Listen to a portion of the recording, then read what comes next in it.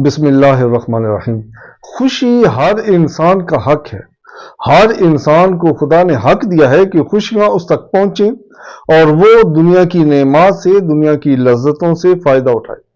लेकिन बाज अफराद होते हैं जो इन खुशियों को, इन नेमतों को बाकी अफराद तक नहीं पहुंचने देते। सूरे आदियात का खत्म उन खुशियों को, उन नेमतों को इंसान तक पहुंचाता है जो इंसान का हक होती हैं।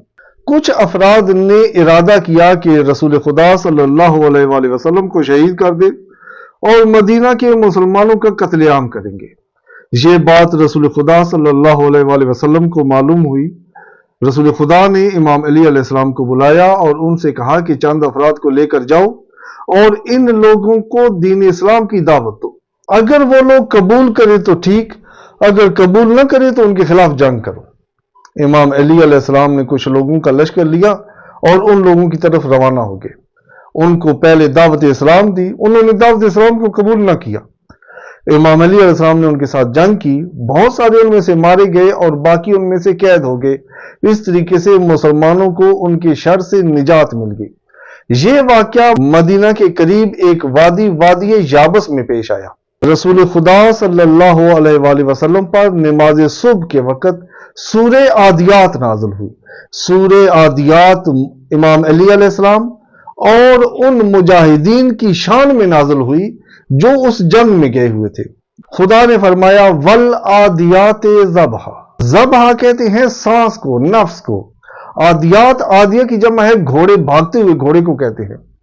वल आदियात ज़बहा, भागते हुए घोड़ों की सांसों की कसम, यानी खुदा घोड़े की सांस की कसम ले रहा है। वल मूरियात कदहा, घोड़ों के सुम लोहे के होते हैं। जब वो सुम पत्थर के साथ टकराते हैं, जब घोड़ा भागता है तो उसमें से चिंगारी पैदा होती है।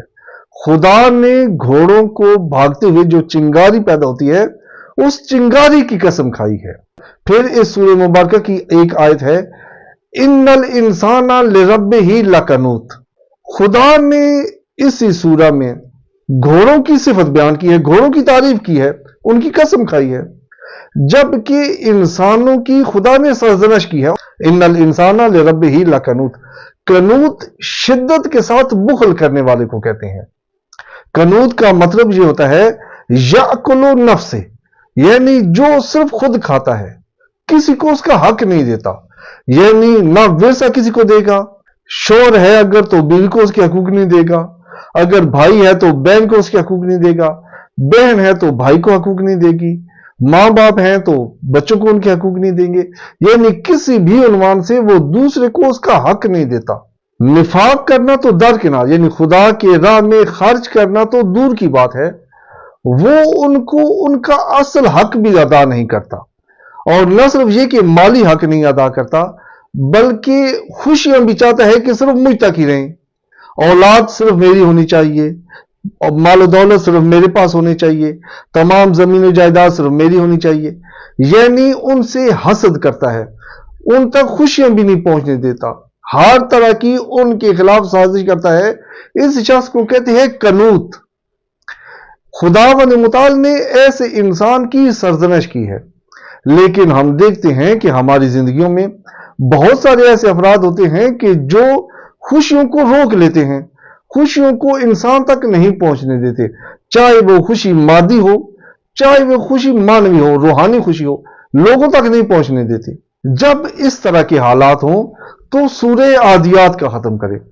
जब इंसान सूरे आदियात का खत्म करता है तो वो इंसान जिसने हक रोका हुआ है, जो आपको आपका हक नहीं दे रहा, उस इंसान के दिल में खुदा पशिमानी पैदा कर देता है। वो इंसान न फकत आपसे माफी मांगेगा बल्कि आपको हक भी लौटा देगा। लेकिन शर्त यह है कि वो हक आपका ही होना चाहिए, यानी कोई ऐसा इंसान ना हो जो उसका हक लेना चाहता है। अगर आपका हक किसी ने गस्ब किया हुआ है, या आपको विरासत में हिस्सा नहीं दे रहा, या किसी से कर्ज लिया था अब वो वापस ही नहीं कर रहा, किसी के घर में रह रहा था अब उस घर को ही नहीं छोड़ा, किसी भी उन्वान से उसने उसका हक रोका हुआ है और हक अदा नहीं कर रहा, 7 दिन हर रोज 7 मरतबा सूरह आदियात पढ़ें। इंशाअल्लाह वो शख्स नादम हो जाएगा, वो शख्स पशिमान हो जाएगा, आपके पास आएगा, माफी मांगेगा और आपको आपका हक लौटा देगा।